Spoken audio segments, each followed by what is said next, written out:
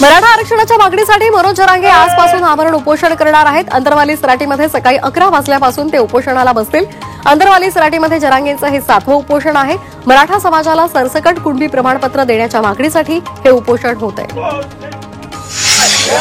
वाल्मी कराडच्या अडचणीमध्ये वाढ होण्याची शक्यता आहे। कराडची मालमत्ता जप्त करण्यासाठी एसआयटीनं न्यायालयामध्ये अर्ज केलेला आहे। विशेष न्यायालयामध्ये मालमत्ता जप्तीसाठी अर्ज करण्यात आलाय। तपास यंत्रणांकडून महाराष्ट्रातील विविध भागातील कराडच्या मालमत्तेची संपूर्ण माहिती ही संकलित करण्यात येणार आहे। कराडच्या संपत्तीची माहिती मिळताच ती मालमत्ता जप्त केली जाईल। वाल्मी कराडचे सगळे मेडिकल रिपोर्ट सार्वजनिक करा आणि त्याची रवानगी आथर रोड जेलमध्ये करा अशी मागणी सामाजिक कार्यकर्त्या अंजली दमानिया यांनी ट्विटरवरून केली आहे।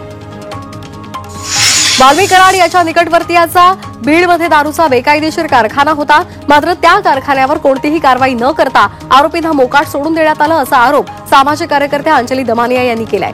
या कारखान्याचा व्हिडिओही त्यांनी ट्विट केलाय। काँग्रेस आज राज्यभरात लोकशाही वाचवा आंदोलन होणार आहे। बॅलेट पेपरवर निवडणुका घेण्याची मागणी यावेळी केली जाणार आहे।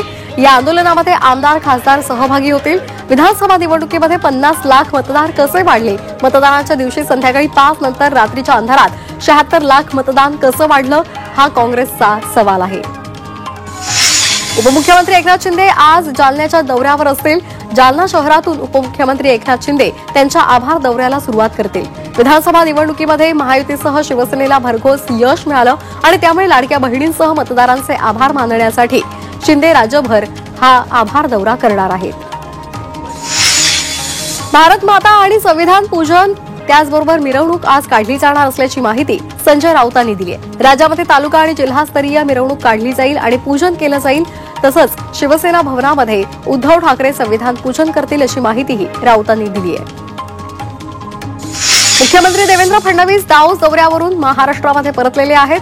मुख्यमंत्र्यांकडून दावोसमध्ये महाराष्ट्रासाठी विक्रमी गुंतवणुकीच्या करारावर स्वाक्षऱ्या झालेल्या आहेत। यावेळी महाराष्ट्रासाठी मोठी गुंतवणूक आणण्यात फडणवीस सरकारला यश आलंय। कोल्हापुरातील ज्योतिबा मूर्ती दर्शनासाठी खुली करण्यात आलेली आहे। ज्योतिबा मूर्तीची संवर्धन प्रक्रिया पूर्ण झाली आणि त्यानंतर आजपासून मूळ मूर्ती दर्शनासाठी भाविकांना खुली करण्यात आली आहे।